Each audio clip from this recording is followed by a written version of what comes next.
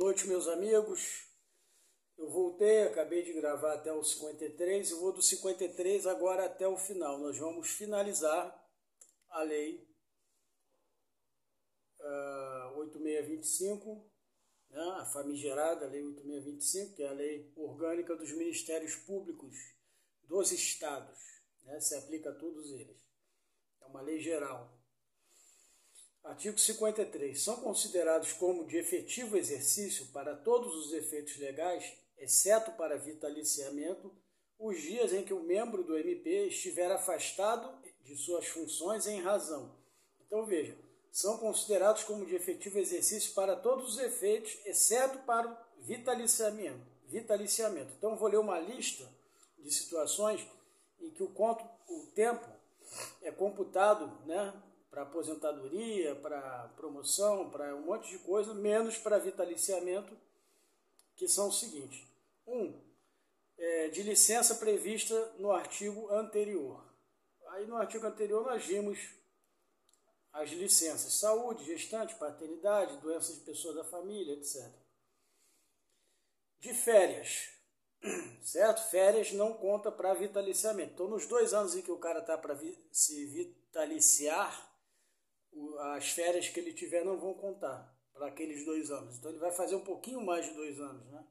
Por conta disso. Terceiro, de cursos ou seminários de aperfeiçoamento e estudos no país ou no exterior, de duração máxima de 2 anos e mediante prévia autorização do Conselho Superior do Ministério Público. Vou grifar isso. Quarto, de pedido de trânsito, né? Quando o cara pede para se transferir de uma comarca para outra. É o quarto. Quinto, de disponibilidade remunerada, exceto para promoção, aí também não vai valer para promoção, em caso de afastamento decorrente de punição, certo? Às vezes a disponibilidade remunerada é aquela que eu falei, né? Ela pode acontecer naquele momento não ter onde encaixar o cara, mas ela pode acontecer como uma forma de punição. E aí ela não vai contar para vitaliciedade e também não vai contar para promoção, tá? Sexto, de designação do Procurador-Geral de Justiça para. Aí são situações em que o PGJ vai te designar, você que está em processo, você que é um membro novo, né? Acabou de entrar no MP, um promotor, e aí você foi designado para a realização de atividades de relevância para a instituição. Conta para tudo, menos para vitaliciamento. B. Direção de Centro de Estudos de Aperfeiçoamento Funcional do Ministério Público. Também não conta para vitaliciamento, conta para todos os efeitos. Sétimo, de exercício de cargos ou de funções de direção de associação representativa de classe na forma da lei orgânica, que é a complementar 106, que vamos entrar nela a partir dessa semana. E associação, aquelas associações dos promotores do estado do Rio de Janeiro e tal, são entidades, como se fossem entidades de classe, né? Oitavo, de exercício das atividades previstas no parágrafo único do artigo 44 desta lei. Bom, eu não vou voltar lá para a lei, você que volte quando tiver com esse vadimeco, né? Vadimecozinho que eu vou passar para vocês. Nono, piada infame. De outras hipóteses definidas em lei. Artigo 54. O membro do MP será aposentado com proventos integrais compulsoriamente por invalidez ou aos 70 anos de idade e facultativamente aos 30 anos de serviço após 5 anos de efetivo exercício na carreira. Vale aqui uma ressalva, tá? Não é mais 70. Mudou para 75 anos, foi a PEC da Bengala em 2000 e não sei quanto. Então eu vou riscar aqui. Não, eu vou riscar. Eu não vou mexer na lei, que aí vai ficar parecendo, sei lá. Né?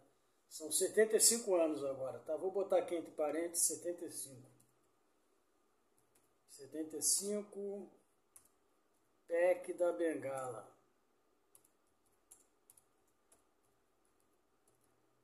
Agora o funcionalismo público, o limite são 75 anos.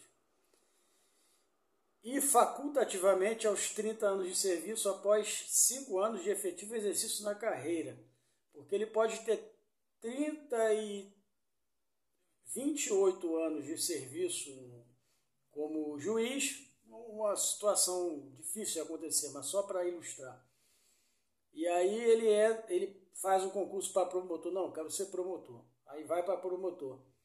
Aí ele tem que ter pelo menos 5 anos de efetivo exercício na carreira de promotor. Então não vão bastar os 28 de juiz mais 2 como promotor. Ele vai ter que ainda fazer 33 anos para completar 5 como promotor. É isso que o artigo quer dizer.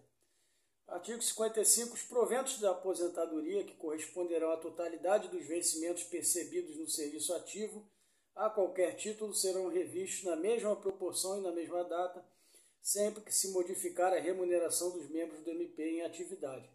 Sendo também, ou seja, conforme aumenta o do membro em atividade, aumenta o do aposentado também. Sendo também estendidos aos inativos aposentados quaisquer benefícios ou vantagens posteriormente concedidas àqueles, inclusive quando decorrentes de transformação ou reclassificação do cargo ou função em que se deu a aposentadoria. Ou seja, qualquer alteração no membro da ativa reflete no inativo, no que está recebendo proventos, né?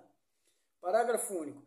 Os proventos dos membros do MP aposentados serão pagos na mesma ocasião em que forem os vencimentos dos membros do MP em atividade. Paga no mesmo dia, figurando em folha de pagamento expedida pelo MP.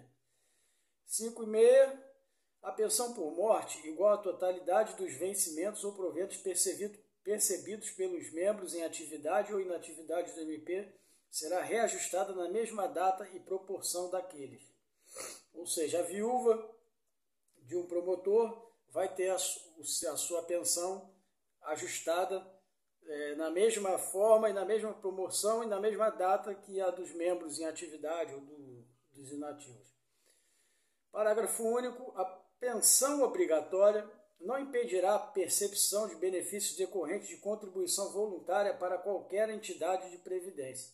Ou seja, o viúvo de uma procuradora recebe a pensão dela, certo? O fato dele ter contribuído como,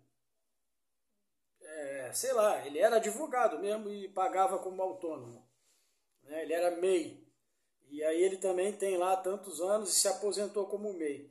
Isso não o impede de receber a pensão da esposa que faleceu. 57. Ao cônjuge sobrevivente, que é o caso que eu falei, e, em sua falta, aos herdeiros ou dependentes de membro do MP, ainda que aposentado ou em disponibilidade, será pago o auxílio funeral em importância igual a 1 mês de vencimentos ou proventos percebidos pelo falecido. Então, quando um membro do MP falece, alguém da família, se ele não tiver mais esposa, o filho, a filha, alguém, né? Só se ele não tiver ninguém mesmo, né? Mas quem vai enterrar o cara, né? Alguém vai enterrar, um amigo, pronto, vai receber esse mês de vencimento. E 58, para os fins deste capítulo, equipara-se a esposa à companheira nos termos da lei. E agora a união estável vale como se casamento fosse, no papel. Não precisa mais. Você pode até fazer o contrato de união estável ou não fazer, não importa. Está morando, configura-se um vínculo de casal, morando já há vários anos, é esposa e companheira, acabou, vai receber. Ou esposo e companheiro, se for um membro do sexo feminino. Capítulo 9, da carreira. Falei membro, tá? Porque tem gente aí que está com a mania de falar membra. Não existe essa palavra. A pessoa tem mania de inventar, né? Inventaram presidenta, membra. Então, eu imagino que se eu faço faculdade de odontologia, eu vou me tornar dentista e não dentista. Foi só para cutucar algumas pessoas. Às vezes eu gosto de fazer isso.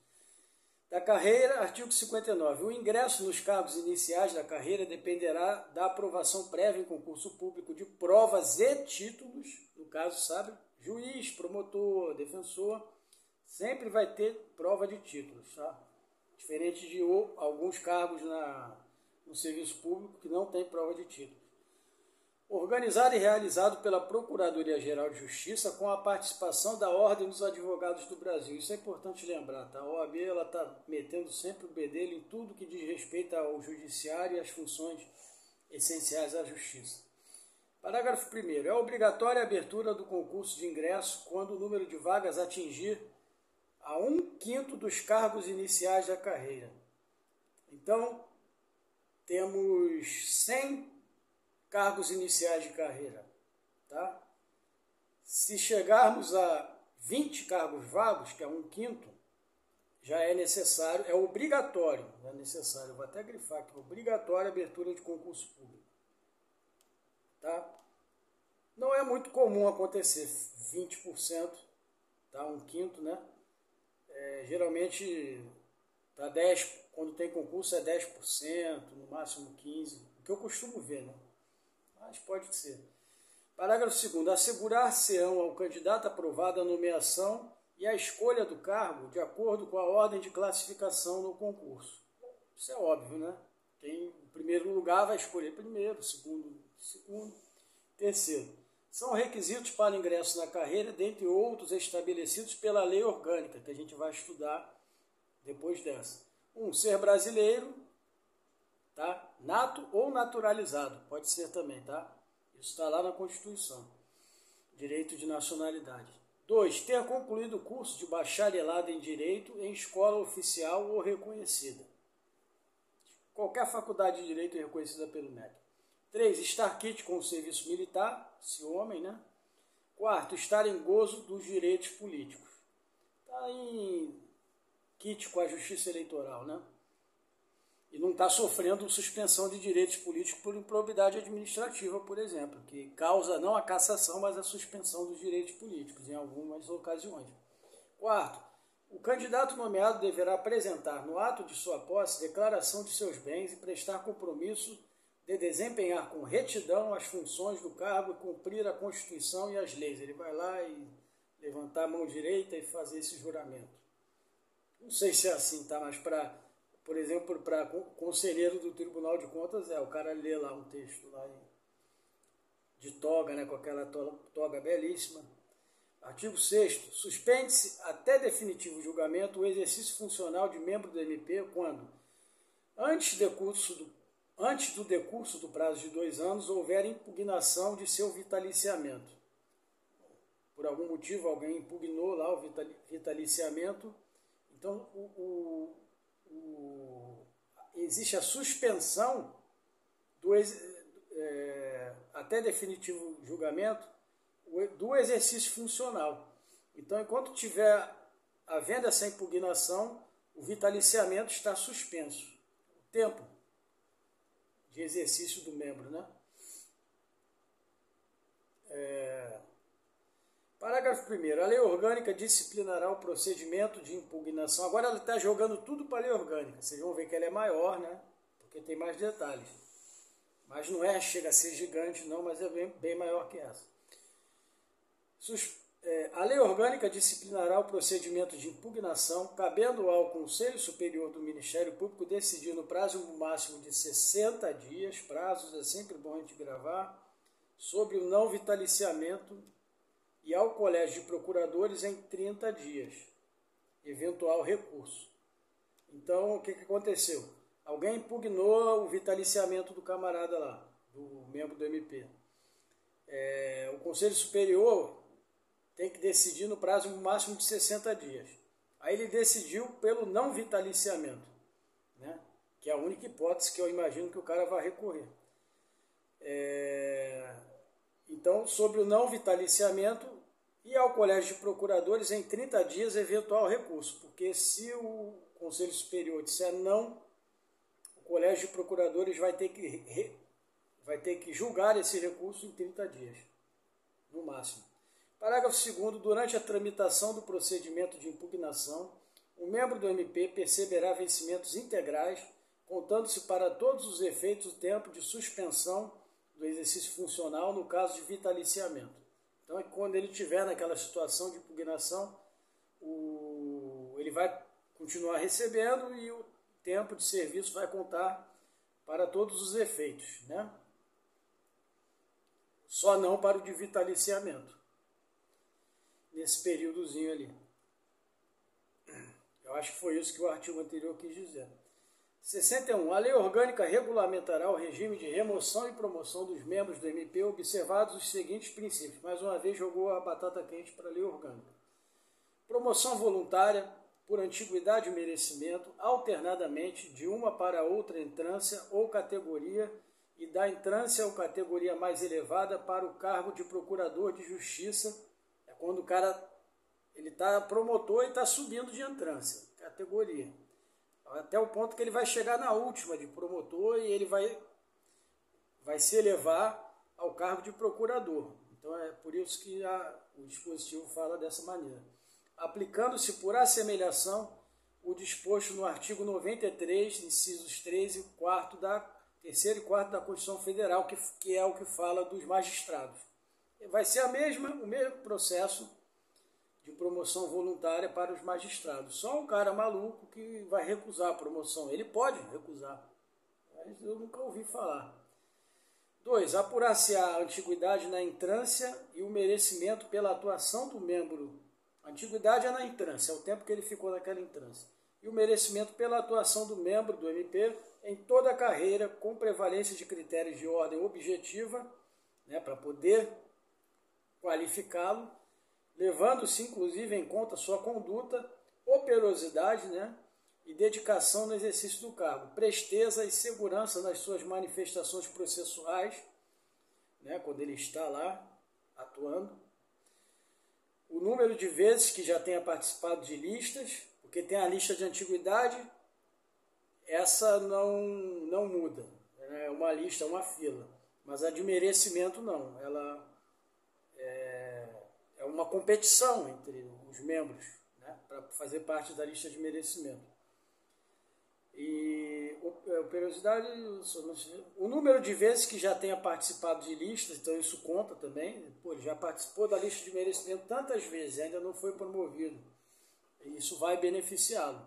Bem como a frequência ou aproveitamento em cursos oficiais ou reconhecidos de aperfeiçoamento. Terceiro, obrigatoriedade de promoção do promotor de justiça que figure por 3 vezes consecutivas ou 5 alternadas em lista de merecimento. É exatamente a mesma coisa para juiz de primeira instância, né? Se ele figurar por 3 vezes consecutivas ou 5 alternadas na lista de merecimentos, 3 vezes consecutivas ele já tem o direito a ser promovido.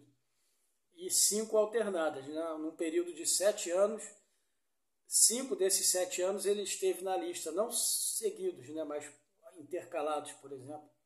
Então ele também tem o direito à promoção. Quarto, a promoção por merecimento pressupõe 2 anos de exercício na respectiva entrância, ou seja, isso é importante, tem que ficar pelo menos 2 anos. Não confunda com vitaliciamento, tá? Ou categoria, e integrar o promotor de justiça a primeira quinta parte da lista de antiguidade, salvo se não houver com tais requisitos que aceite o lugar vago ou quando o número limitado de membros do MP inviabilizar a formação de lista tríplice. Quando só tiver 2, não tem como formar lista tríplice. E a quinta parte da lista de antiguidade, né? Então tem 100 membros lá, ele tem que estar entre os 20 primeiros. Inciso 5º, a lista de merecimento resultará dos 3 nomes mais votados, desde que obtida a maioria de votos, procedendo-se para alcançá-la a tantas votações quantas necessárias, examinadas em primeiro lugar os nomes dos remanescentes de lista anterior. É uma votação, né? E aí, como é um colégio de procuradores votando, ele vai votar 3 nomes. Né? O que pode acontecer? Pode, dependendo do número, né? Podem acontecer vários empates. E aí, quando há empate, vai haver repetição. Certo? Só que para alcançar esses desempates, quem vai prevalecer é quem está empatando. entendeu? Então empataram 10. A próxima votação vai ser com esses 10 que empataram, entendeu? E não com os que ficaram abaixo, com votação menor. 10 eu acho difícil, mas vamos dizer que 4, 5, né? Eles vão ter... A próxima votação vai ser só com quem empatou. Empatou de novo, 4 agora, dos 10. Nova votação com os 4, e por aí vai. Sexto, não sendo o caso de promoção obrigatória, a escolha recairá no membro do Ministério Público mais votado, observada a ordem dos escrutínios, né, das votações, prevalecendo, em caso de empate, a antiguidade na entrância ou categoria, salvo se preferir o Conselho Superior delegar a competência ao Procurador-Geral de Justiça. Então, prevalecendo em caso de empate, a antiguidade vai prevalecer no caso de empate na entrância ou categoria. Porém, o Conselho Superior pode delegar essa decisão para o Procurador-Geral de Justiça. Por algum motivo, de repente o cara que não é mais antigo é um cara brilhante, e aí ele resolve, não, decide você, não vai o mais antigo, vai o que você decidir, que pode ser o mais antigo também. Né? 62. Verificada a vaga para remoção ou promoção, o Conselho Superior do Ministério Público expedirá no prazo máximo de 60 dias edital para preenchimento do cargo, salvo se ainda não instalado. Então, verificada a vaga, o Conselho Superior ele expede no máximo 60 dias edital para preenchimento, avisando, precisa preencher essa vaga, salvo se ela já não tenha sido preenchida. 63. Para cada vaga destinada ao preenchimento por remoção ou promoção, expedir-se-á edital distinto, sucessivamente com a indicação do cargo correspondente à vaga a ser preenchida. Tá? Estou indo mais rápido aqui porque esses artigos são menos relevantes, na minha opinião. Será permitida, no 64, a remoção por permuta entre membros do MP da mesma entrância ou categoria, observado além do disposto na lei orgânica. Quer dizer, eles podem permutar. Um está numa cidade, o outro está em outra. E esse que está nessa cidade quer ir para outra e o que está na outra quer ir para essa. Eles podem fazer permuta. Além do disposto, observado além do disposto na lei orgânica, que vai detalhar melhor isso, pedido escrito e conjunto, ambos têm que fazer o pedido escrito, formulado por ambos os pretendentes. A renovação de remoção por permuta somente permitida após o decurso de 2 anos, certo? Isso quer dizer o seguinte, eu renovei com alguém por permuta, ou melhor, eu fiz permuta com alguém. Eu tenho que ficar 2 anos naquele lugar para onde eu permutei para tentar novamente uma permuta, entendeu? Tem que ficar permutou, não quis ir para lá, vai ficar pelo menos 2 anos lá. 3. Que a remoção por permuta não confere direito à ajuda de custo. Isso é interessante, né? Porque geralmente os caras têm direito à ajuda para tudo, mas para remoção por permuta, como é uma opção deles, eles não têm direito à ajuda de custo para mudança. 65. A lei orgânica, vê que no final eles vão jogando tudo para a lei orgânica, poderá prever a substituição por convocação em caso de licença do titular de cargo da carreira ou de afastamento de suas funções junto à Procuradoria ou Promotoria de Justiça, somente podendo ser convocados membros do Ministério Público. Então ela poderá prever a substituição por convocação. Então o cara entrou em licença, a lei orgânica que poderá prever sobre esse tipo de convocação em caso de licença, afastamento das funções de um procurador, por exemplo, né? Ela poderá prever a substituição por convocação. Convocar o cara, você está convocado a vir aqui ocupar a vaga desse cara que está de licença. Licença sei lá o que, licença saúde. 66. A reintegração, que decorrerá de sentença transitada em julgado, é o retorno do membro do Ministério Público ao cargo com o ressarcimento dos vencimentos e vantagens deixados de perceber em razão do afastamento, inclusive a contagem do tempo de serviço. Esse artigo ele é muito importante, porque ele está lá na Lei 8.112, é o Instituto da Reintegração. O cara é demitido do serviço público porque ele passou por um processo administrativo disciplinar. No caso de um membro do MP ou de um juiz ou do defensor, tem que ser judicial o processo, não pode ser só administrativo. E depois descobrem-se que estavam errados, que ele foi demitido injustamente, entendeu? Era um crime de que ele foi acusado, foi condenado e descobriram que não foi ele o autor do crime. Parece, tudo indicava que tivesse sido ele foi condenado, parará, e foi afastado do Ministério Público. Se ele conseguir depois, com sentença transitada em julgado, provar que ele era inocente, ele vai lançar mão da forma de provimento que se chama reintegração. Isso vale para todo servidor público. E nesse caso ele vai receber o retroativo. Vamos dizer que ele ficou 2 anos nessa briga para provar sua inocência e para se reintegrar. Então ele vai receber retroativo todos os vencimentos e vantagens deixados de perceber em razão do afastamento, inclusive a contagem do tempo de serviço. Ele ficou 3 anos afastado, vão ser 3 anos contados. Isso é justo, né? Porque o cara foi injustamente afastado. Parágrafo 1º. Achando-se provido o cargo no qual será reintegrado o membro do MP, o seu ocupante passará a disponibilidade até posterior aproveitamento. Isso está na Lei 8.112 e em várias leis de estatutos de servidores públicos aí do país inteiro. E isso é importante saber, porque isso cai em prova. Para essa prova pode cair, para o MPU, com certeza, sempre cai forma de provimento, sempre não, mas cai bastante. E a disponibilidade é forma de vacância. E o aproveitamento é uma forma de provimento. Ele vai ser quando o cara foi reintegrado, mas no período que ele ficou afastado, o cargo foi ocupado por alguém. Então, se na hora que ele foi reintegrado o cargo estiver ocupado, ele fica em disponibilidade aguardando para posterior aproveitamento, que é outra forma de provimento que está lá na Lei 8.112 e acho que está na Constituição também, salvo engano. Parágrafo 2º. O membro do MP reintegrado será submetido à inspeção médica e, se considerado incapaz, será aposentado compulsoriamente com as vantagens a que teria direito se efetivada a reintegração. Porque ele vai passar por um novo exame, inspeção de saúde, e se ele ficou doente nesse tempo, pelo estresse, entrou em depressão, aí ele vai ser aposentado compulsoriamente com as vantagens que aqui teria direito se fosse reintegrado, ou seja, ele vai receber tudo que ele tinha direito, só que ele não vai voltar a trabalhar.